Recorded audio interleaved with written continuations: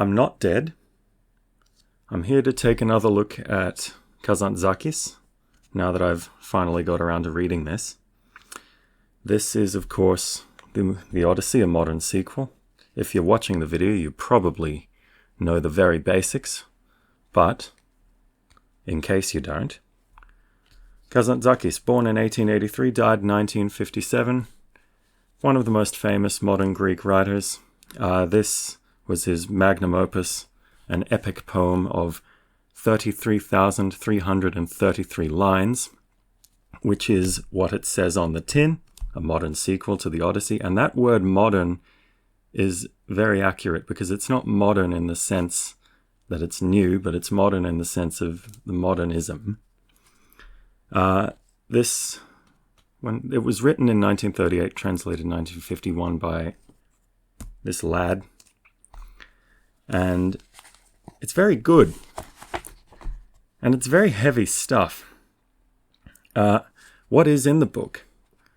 Well, it's an odyssey, first of the body and then of the mind, although it's really both at once. I suppose I'll give a basic summary to start off. So it cuts into the end of the actual Homer's Odyssey, chapter or book 22, when Odysseus has just returned to Ithaca and slaughtered the suitors. Whereupon he gets bored and he finds that 20 years away from home have made him something of a barbarian, unable to rest. And he decides to leave again. He's a brutal and strange sort of man. He's not really what you would expect. If you're coming straight into this from the Odyssey, Homer's, this is not the same Odysseus. This is Kazantzakis' version.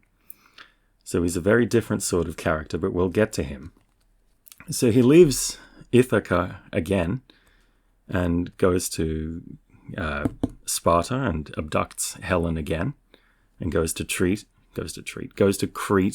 and uses Helen as a second Trojan horse to basically destabilize Crete. He goes to Egypt and witnesses a slave revolt that doesn't really work out. He goes down to Africa and wanders through the wilderness and disagrees with his crew about a great many things. He tries to found his own city. The city is destroyed by a natural disaster. This is just a very, very basic, this is a plot summary. It almost has no value in terms of the actual details, but he founds his own city. The city is destroyed by a natural disaster. Odysseus becomes an ascetic or a monk of some kind, and he lives in Africa for a while. He gains a new appreciation for negation, for life. He travels to Asia, and he remains an ascetic. He turns into a beggar. He goes to the South Pole, and then he dies. But that's just a very, very basic plot sort of thing. What really happens here is that Kazantzakis is using Odysseus for a great number of different questions, all of which focus on one thing, the meaning of life. Because Odysseus is this character who's lived and he's done everything. He's someone who's already, he's been a king and he's been a beggar and he's toppled kingdoms and he's tried to make them and he's watched them fall down around him. He's had plenty of kids. He's done everything, and he's basically found that life is meaningless at the end of it all. So what are you supposed to do? The thesis is that Kazantzakis tends to work with a few different questions in this one very specific way, this Hegelian sort of way, where he'll set up the thesis and the antithesis and then the synthesis. So the first thing that he'll say is something like, here's a material life, you're born into it, and here's the flesh, You can satisfy the flesh. You can go out and be a king and raid cities and take women home with you and all the rest of it. But that will ultimately leave you empty. That's the kind of material way to look at it. Then there's the antithesis, which is this Eastern or the Buddhist look, which Kazantzakis doesn't particularly like either. And I tend to agree with him on this point, in that it's just an excuse for nihilism. It's basically a cope, if you want to talk modern. And so if becoming a monk and ascetic and nothing and renouncing the world is not the answer, and if throwing yourself into the world is not the answer either, there must obviously be a synthesis. For Kazantzakis, the answer to how you're supposed to live your life and what you're supposed to do is this struggle. So, I mean, if you're watching the video, you probably know his epitaph, I hope for nothing, I fear nothing. I've probably got those the wrong way around, but you get my point. I am free. In other words, how should I put this? Because I've read the introduction to this, by the way, and the introduction is very good. And this is where I'm getting this very basic summary of his ideas. But I'm struggling to phrase it in a way that isn't just quoting from the introduction. Because then what's the point of this, after all? All of life is basically meaningless because you are proceeding right next to oblivion. You could die at any moment. And none of the works that you try and make will survive for eternity. Everything has to be recycled, everything has to rot, everything has to turn to stars. So, is there actually any meaning in doing anything? Well, not really, but Kazantzakis' answer seems to be something like, maybe there is no meaning to it, but you have to struggle against it anyway. His whole conception of God, we'll skip to that, is that God is not something that's above us. It's actually something that we have. God is something that we save. God does not save us. We have to save God, according to Kazantzakis, because God is this kind of unfound thing within us that struggles to understand what's going on. And the only way that you can save that thing is by going out and struggling against the world and just pitting yourself against reality in whatever way you've chosen to do that.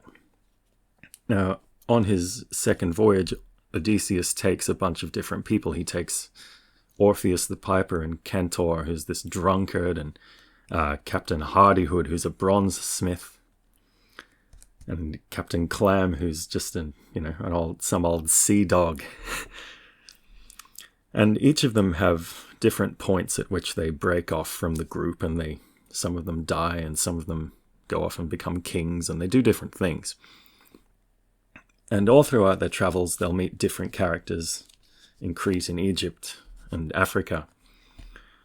And there are a lot of different takes. But this book, actually, I want to talk a little bit more about the substance of this, because I've kind of gone straight above it.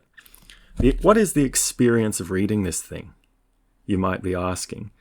I can answer that as, it's extremely repetitive, for one thing. It's genius. It's very clever, but it's repetitive beyond belief, because he just bashes you. I'll show you, first of all, his drawing from Gika, who's some old Greek artist I didn't know much about except from doing this. But I'll show you a bit of what it's like, if the camera will focus, and if I could actually angle this stupid thing. Come on. I don't know if it's focusing. I don't think it is. Maybe it is. Maybe you can pause it.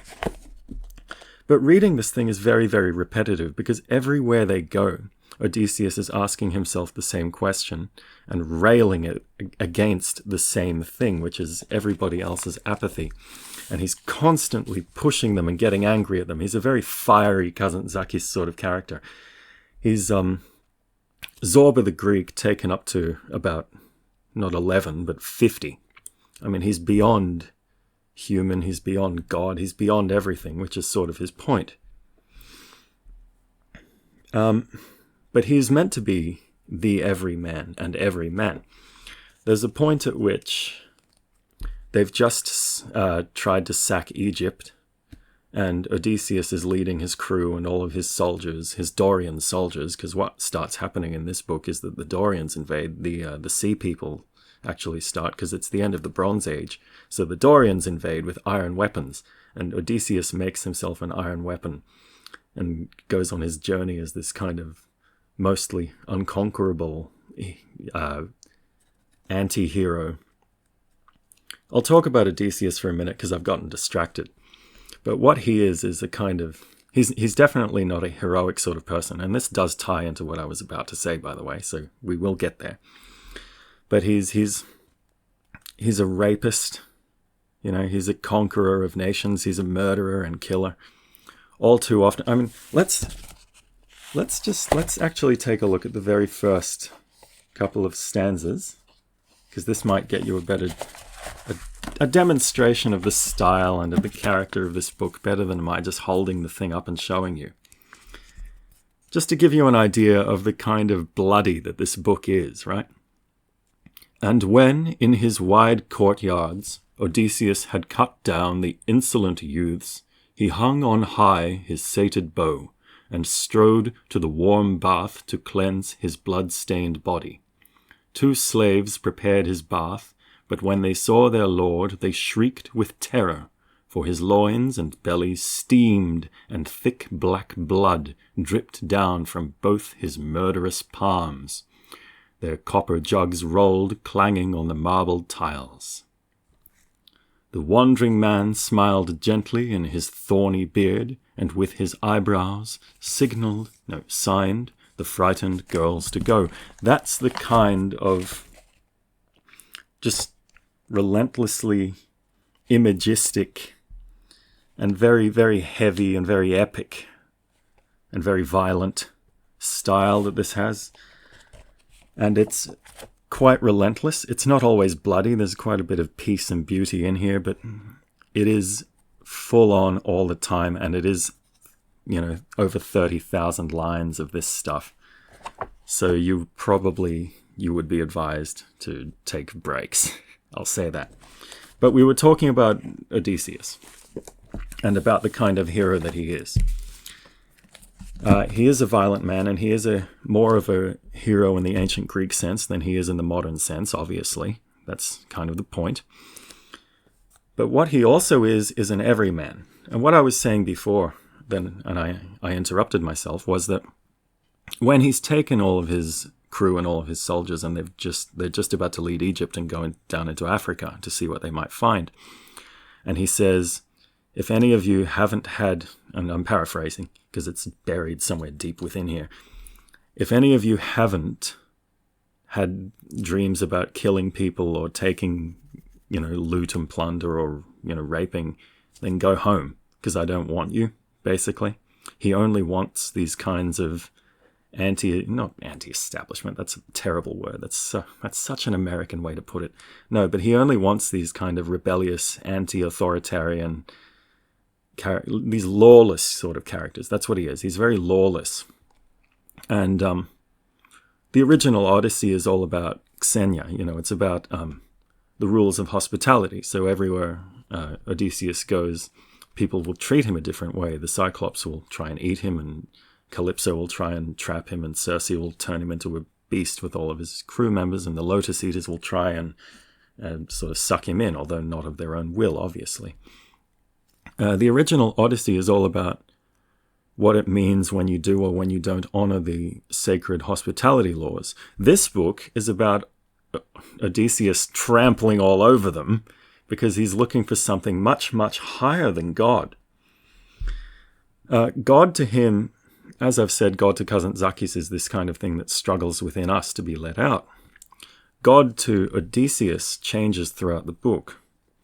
It's something that he tolerates and that he fights against, that he consoles, just as his mindset changes, as he goes from being somebody who's trying to eat the entire earth and take everything within himself to somebody who's able to accept his own death.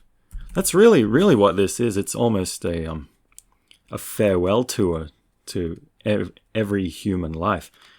And now we finally circle back to what I was trying to say about the African and about the start of the African voyage, which is that when he says, don't come with me unless unless you've had evil thoughts and you're capable of rising above your docile nature and taking things for yourself like I am.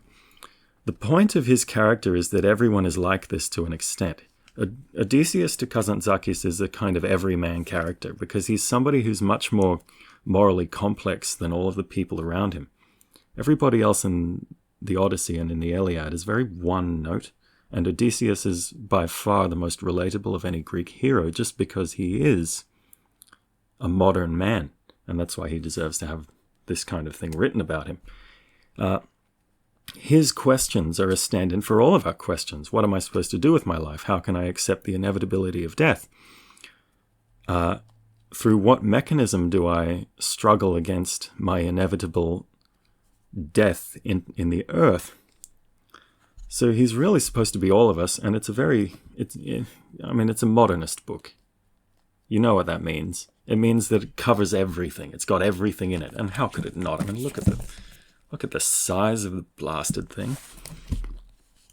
It's got the same scope as this, which I've also now read, but I don't want to talk much about because there are far more qualified people than me out there.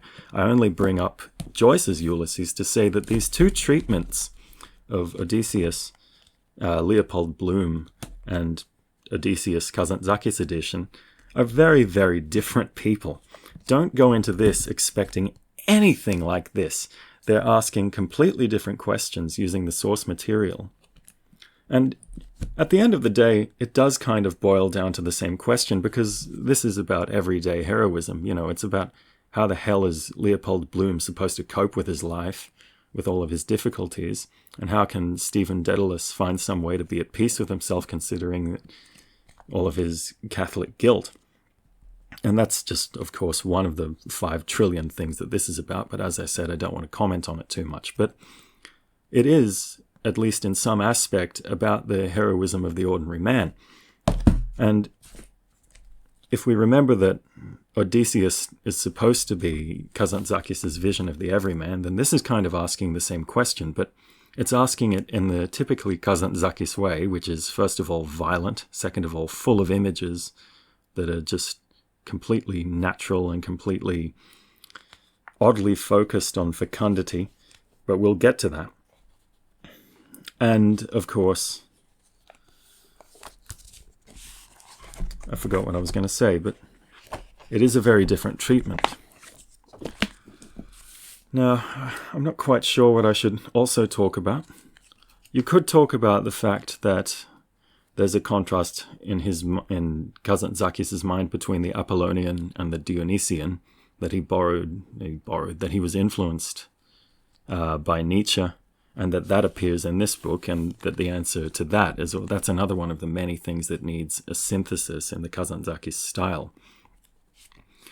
But that's a pretty easy sort of theme to pick up, because anytime somebody's talking about the higher life of the mind versus the need of the flesh, and he deals with that in almost every one of his books.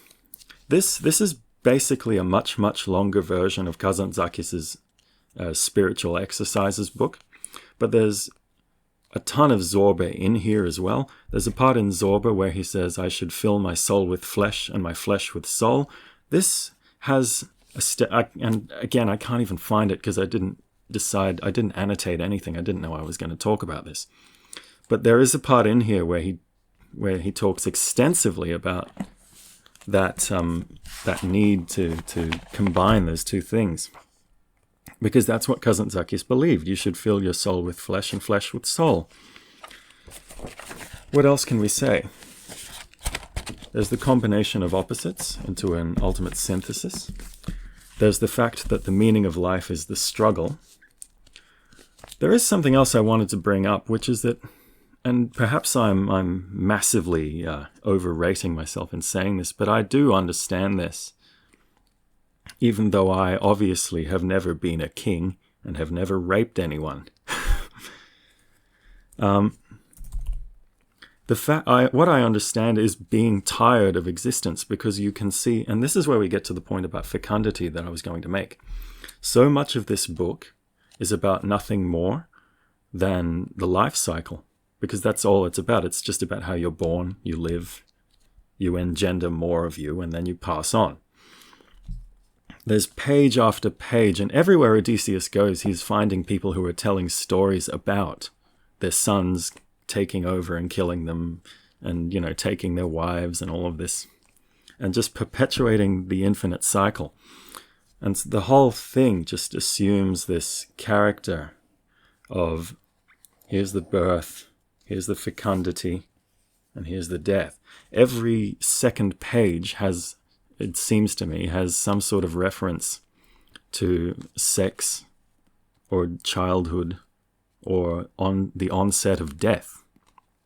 And how could it not, since, for all of its size, for all of its ridiculous multitude of words, it's incredibly tight in scope. And that's when I said at the beginning that it was repetitive, that's what I mean. It's not really repetitive. That's just me coping because I have no patience left, even though I sat through this thing. It's not repetitive at all. It's treating that same subject of birth, fecundity, death from an almost infinite number of angles. That's why it feels repetitive if you're only looking at it from a very far away point. I found it very good, obviously, but I also found it occasionally grating, and I wished that he would just, frankly, get on with it. Which, maybe you can say that's not the best attitude to have, but it was mine, at least for now. Maybe I'll have more patience when I return to it, which will probably be a very long time away.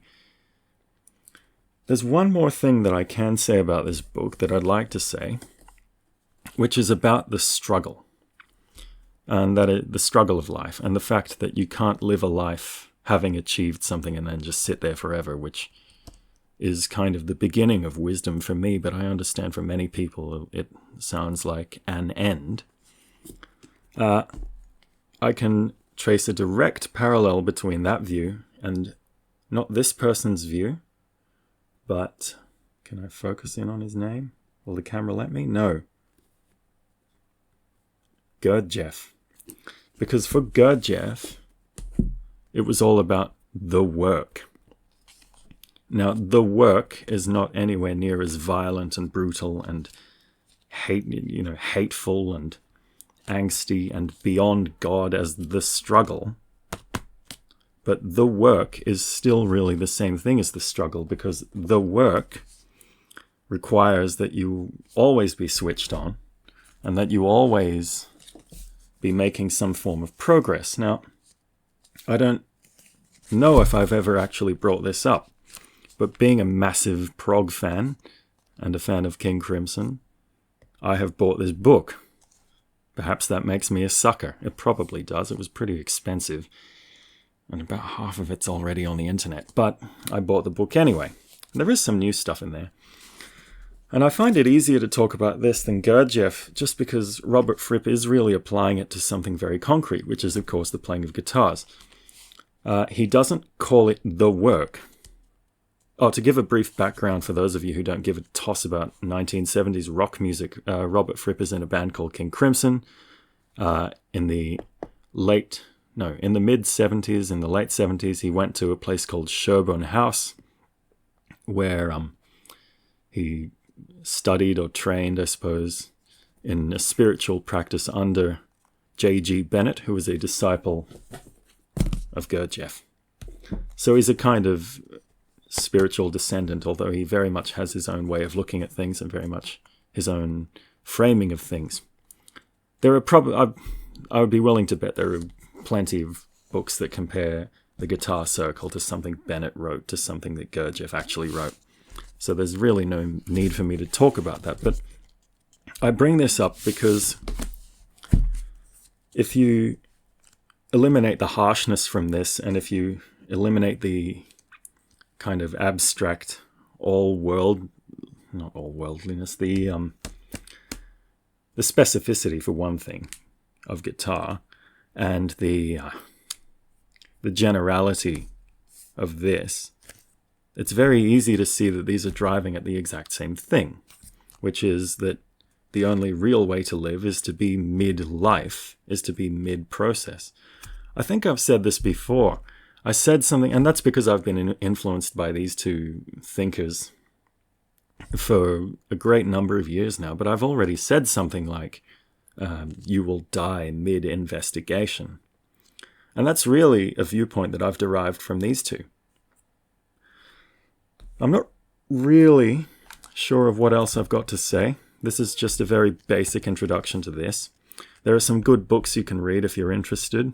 I have Googled their titles. I don't have them. My cousin has them, and he's told me they're excellent, and he's full-on. He's much more into Kazantzakis specifically than I am. I tend to have a bit of a wider focus, as you've noticed. But the two books that you can read that I do not have are Kazantzakis and God by Daniel Dombrovsky, and a 2-volume biography of Kazantzakis by Peter Bien, B-I-E-N. And that's all I have to say.